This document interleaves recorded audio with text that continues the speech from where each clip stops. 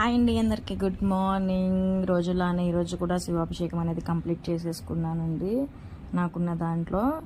అయినా ఈ రోజులలో జెన్యున్గా ఏం చెప్పినా, జెన్యున్గా ఏం చేసినా ఎవరు నమ్మేలాగా లేరులేండి.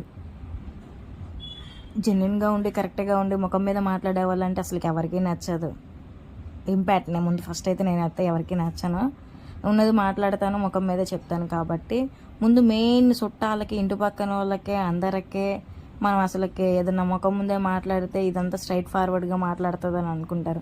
కడుపులో కుళ్ళు కుతంత్రాలు పెట్టుకొని మాట్లాడే అంత అయితే కాదండి.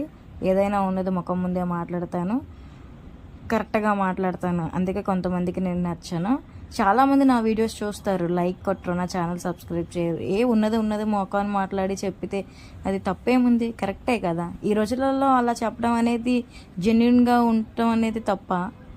ఇలానే ఉండాలని, ఇలా ఉంటేనే కరెక్ట్. ఏదైనా అనుభవపూర్వకంగానే చెప్తారు ప్రతి ఒక్కళ్ళు. నాకు తెలిసి నా జీవితంలో నేను ప్రతి ఒక్కటి అనుభవం ఫేస్ చేశాను కాబట్టే చెప్తున్నాను అంతే, అంతకు మించి వేరేది ఏమీ లేదు. ప్రతి ఒక్కళ్ళు నా వీడియోస్ చూస్తారు, లైక్ చేయరు. ఛానల్ పెట్టిందా ఏంటా అనుకొని ఏదేదో మాట్లాడేసుకుంటారు.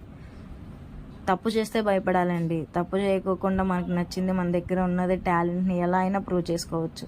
నేనైతే అదే నమ్ముతాను.